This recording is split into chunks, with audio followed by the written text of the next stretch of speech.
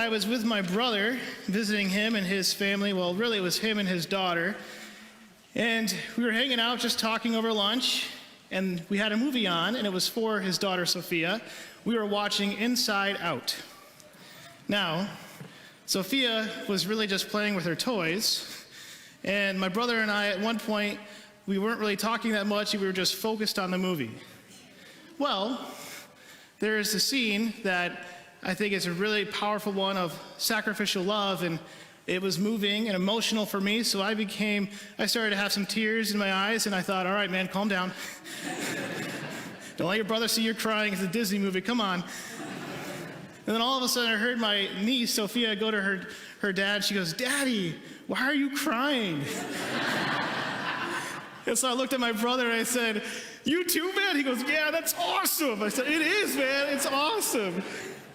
But Inside Out is great. I love the movie. For those who don't know, it's about this girl, Riley, who moves from Minnesota to California. And it's all about how she processes that move with her emotions. And so her emotions receive they're personified characters who deal with these emotions and take in what Riley's experiencing and help her respond in many ways and not very good ways. But throughout the movie, joy is seen as the one that's most important.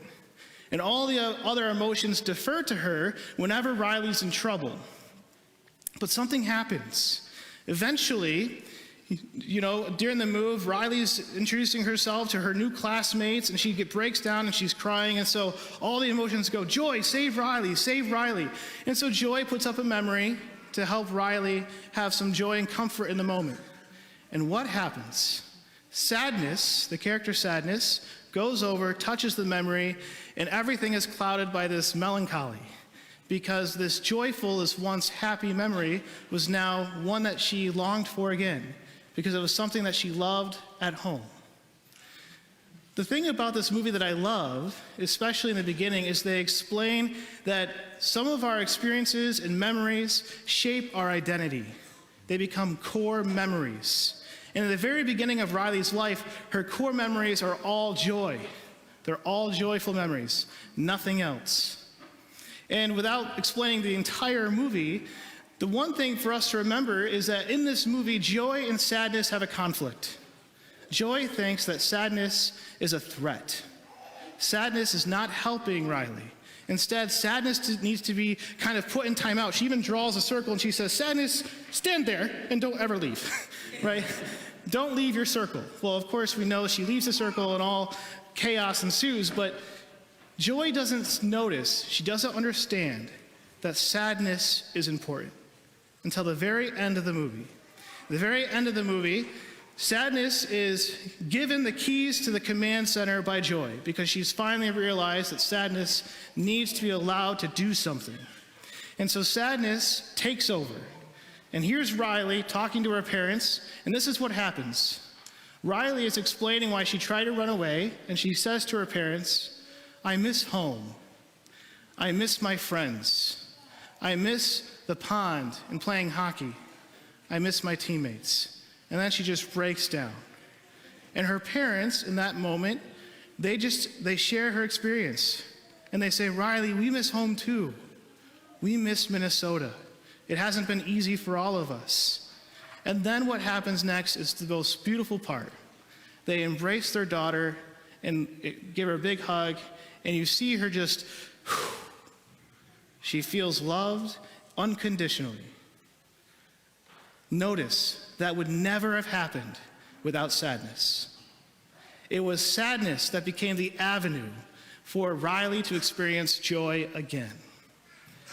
That is the lesson of the movie, that all of our emotions are important, and sadness, even if it's terrifying and threatening, it is a means by which we get back to our normal, happy selves. We can't avoid it. You might be thinking, well, what does this have to do with our gospel this weekend? Everything. Everything. Because St. Peter has a similar journey. Remember, what happens when St. Peter is first called by Christ? Where is he? He's out at sea and he's fishing. And, like this gospel, he's terrible at it. He's caught nothing all night long. It's kind of like, give it up, dude. You're like the lions. Although in Hutch we trust, so maybe we'll be good. We'll see. But, there he is out at sea, and there's the Lord. He says, put your nets on the other side. This great catch of fish. And what happens next? Peter encounters the Lord, and what does he say? Depart from me, Lord, for I am a sinful man. Because in this moment, Peter can't deal with his sinfulness. Peter thinks that his sins make him unworthy and that the divine should not come close to him. And so instead of allowing Jesus to come to him, he wants to push him away. We do that a lot, don't we? Well, what does Peter do? Well, Jesus invites him and says, no, I chose you, follow me. And praise Jesus, Peter followed him. Then we get to that great moment on Holy Thursday when Jesus is telling the disciples that he is going to suffer and die, and Peter says, I will stay with you to the end. I'll even die for you. And then we know he doesn't. He denies Christ 3 times. And it's that third time that's really enlightening for us. Because where is Peter when he denies Christ for the third time? Sitting next to a charcoal fire to stay warm. And a woman says, you too are one of them. You are with Jesus. No, I wasn't. Don't know the guy. And then we hear in the Gospel of Luke, right after Peter has denied Christ for the third time, and Jesus looked at Peter. And Peter went out and wept bitterly.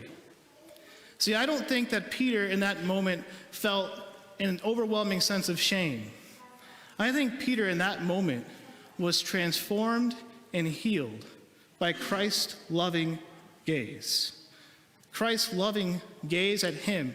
In his worst and darkest moment, Jesus looked at him and said, and didn't say anything.